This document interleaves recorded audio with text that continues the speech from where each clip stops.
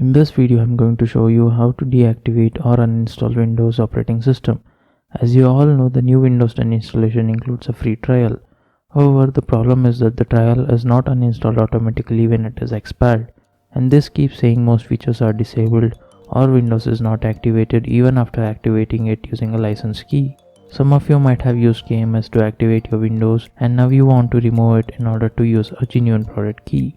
Also, if you are selling or giving away your PC but you want to keep Windows 10 installed in there, it is a good idea to deactivate it. It is useful if you want to use your product key on your new PC and stop using it on your current PC. Transferring license works for retail key but not on OEM key. Make sure you check before you deactivate them. So let's begin.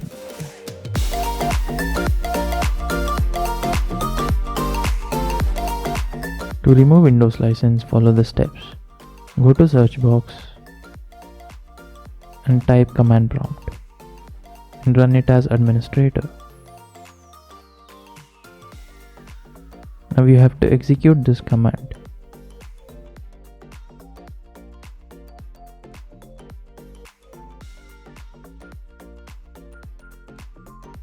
And press enter. Wait for the command to finish its work. In this command, we have uninstalled Windows 10 and removed Windows 10 from registry.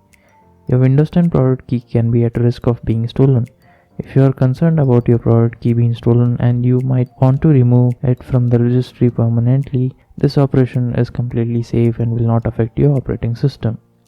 And now it's done. The license you wanted to remove is uninstalled successfully. If you are planning to buy a cheap product key, then do check out the link in the description. That's all for this video. I hope this was helpful. If you like this video, do hit that like button and subscribe for more videos. Thanks for watching.